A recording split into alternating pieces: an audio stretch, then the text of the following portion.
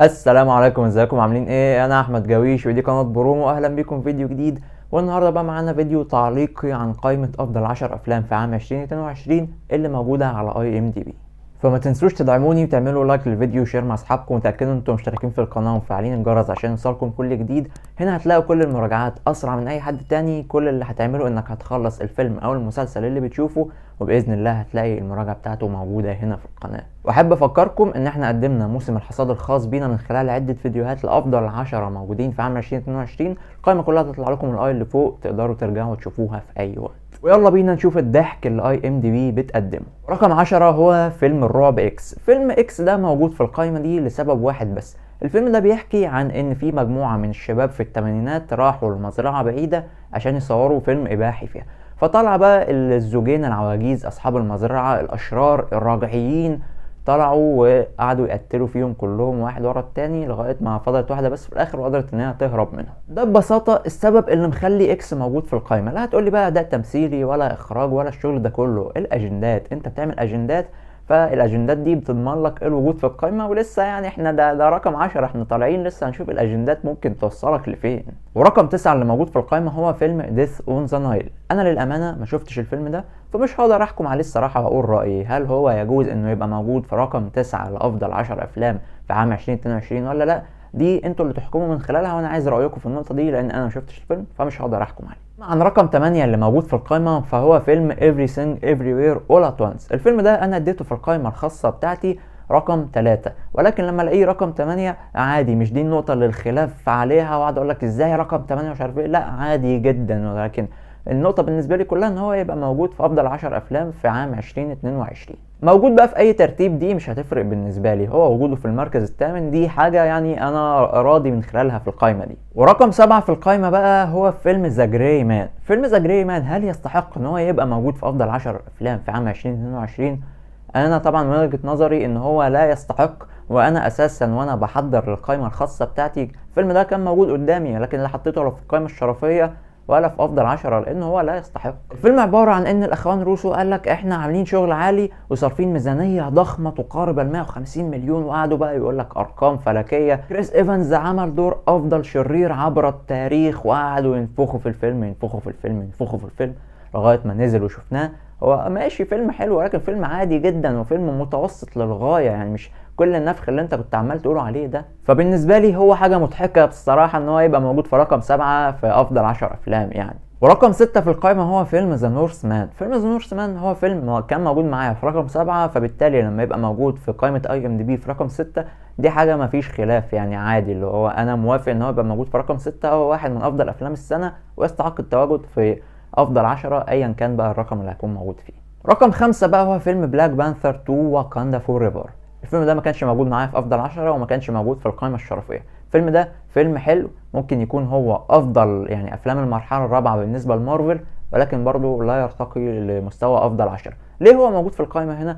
برضه لنفس الاسباب اللي هي ان احنا بنقدم دلوقتي فيلم النجم بتاعه توفى، فده حاله في رثاء له ولازم كنوع من التكريم ان هو بيبقى موجود في افضل 10. ولكن من رأيي ان برضو يعني التقييم ده مش مضحك، يعني مش ده اللي اقول انتوا بتعملوا ايه الفيلم ده يبقى موجود. لا عادي ممكن يبقى موجود، يعني هي اراء والفيلم حلو نوعا ما. فانا ممكن الاختلاف بس ان هو موجود في رقم 5. رقم 5 ده يعني حاجة كبيرة اعلى من الفيلم، ولكن كمجمل عادي. مش ده برضو اللي اقول لك ايه الضحك اللي انتوا بتقدموه ده، الضحك لسه جاي قدام. رقم 4 بقى هو فيلم توب جان مافريك. فيلم توب جان مافريك هو كان رقم 1 معايا وشرحت اسبابي في الفيديو ليه هو رقم 1. بس برضو ارجع اقول ان هو كرقم 4 عادي، مش ده الشيء اللي يزعلني. هو يستحق مرتبة اعلى من كده، خصوصا لما هنشوف الحاجات اللي بعد كده عاملة ازاي. ولكن ماشي كرقم 4 لوحده كده. يعني انت لو جيت قلت لي فيلم توب جان مافريك هو رقم 4 بالنسبة لي في السنة دي، اقول لك عادي يعني مش دي الحاجة المضحكة. وتعالوا بقى نخش بينا على الضحك اللي موجود معانا في رقم 3 وهو فيلم ثور لاف اند ساندر. طبعا دي حاجة مضحكة، يعني مفيش اكتر من كده مضحكة. انتوا اكيد بتهزروا، يعني اكيد دي قائمة مضحكة واكيد في حاجة تانية بقى اللي هو القائمة فين القائمه الجديده هتنزل امتى؟ فيلم ثور لاف اند ثاندر هو عباره عن نكته ونكته بايخه. شفنا تايكا واتيتي في ثور راجناروك عمل شغل كوميدي حلو، والفيلم كان القصه بتاعته كويسه، فنجح ان هو يقدم لنا حاجه ممتعه. فقرر بقى في لاف اند ثاندر ان هو هنزود بقى، مش كده عجبكم؟ طب احنا بقى نزود بقى وايه، ونزود في المتعه والناس تهيص معانا وتطلع مبسوطه. كل الكلام ده نتج عنه ان شخصيات الفيلم اصبحوا مهرجين، في حين برضو ان انت جبت فيلن وجبت كريستيان بيل يعمل الدور وعملوا 10/10، بس كان هو في وادي والفيلم كله في وادي، يعني على العالم كلها بتهزر وعماله تعلي على بعضها في الكوميديا، وده في وادي بيمثل في حته لوحده، فالدنيا خربت خالص. الفيلم ده لا يستحق التواجد في اي قائمه، لو هيبقى موجود هيبقى موجود في اسوأ افلام السنه، ولكن انت تقدمه لي في رقم 3 دي حاجه يعني اللي هو في ايرور بيحصل يا جماعه، في ايرور ازاي ده يبقى موجود في رقم 3. اما بقى لو فاكر ان الضحك واقف عند رقم 3، فتعالى بقى معايا كده ونشوف رقم 2، وهو فيلم دكتور سترينج ان ذا مالتيفيرس اوف مادنس. وفعلا يا جماعه هو من المادنس ان انت تخلي الفيلم ده رقم 2 في عام 2022، اللي هو ازاي يا جماعه؟ يعني الفيلم ده اتعمل عليه هايب كبير جدا ان هو هيبقى احسن فيلم في عالم مارفل السينمائي واقوى فيلم، دكتور سترينج وجنون الاكوان المتوازيه، وتيجي بعد كده تخش الفيلم تلاقي مفيش اي حاجه. الفيلم بسيط جدا، عباره عن واندا عماله تقتل في الناس وخلاص، ده قصه الفيلم. وفي الاخر بيغلبوها بقوه الصداقه وقوه اللي هو لا انت احسن من كده والحاجات دي. ما كنتوا تقولوا كده من اول الفيلم وخلاص، وكنا يعني عالم اللي اتخرطت دي كلها كانت زمانها عايشه ومبسوطه والدنيا جميله. فبرضو ان الفيلم ده يبقى موجود معانا في رقم 2 شيء مضحك مش اكتر، اللي هو اكيد انتوا بتهزروا يا جماعه. ازاي؟ بناء عن ايه الفيلم ده يبقى موجود؟ بناء على الاجندات بس، لان الفيلم ده بيناقش اجندات وموجود فيه اجندات، وحصلت مشاكل بسبب الاجندات واتمنع من العرض عندنا بسبب الاجندات. فخلي الفيلم ده بقى رقم 2 عشان الاجندات دي هي اللي بتوصل اليومين دول. لا اداء تمثيلي ولا اخراج ولا قصة ولا كتابة ولا مونتاج ولا اي حاجة هتعملها هتوصلك. اعمل اجندات هتوصل حتى لو انت بتقدم ضحك. رقم 1 بقى في قائمة IMDb لأحسن 10 أفلام في عام 2022، والحمد لله حاجة مش مضحكة، هو فيلم ذا باتمان.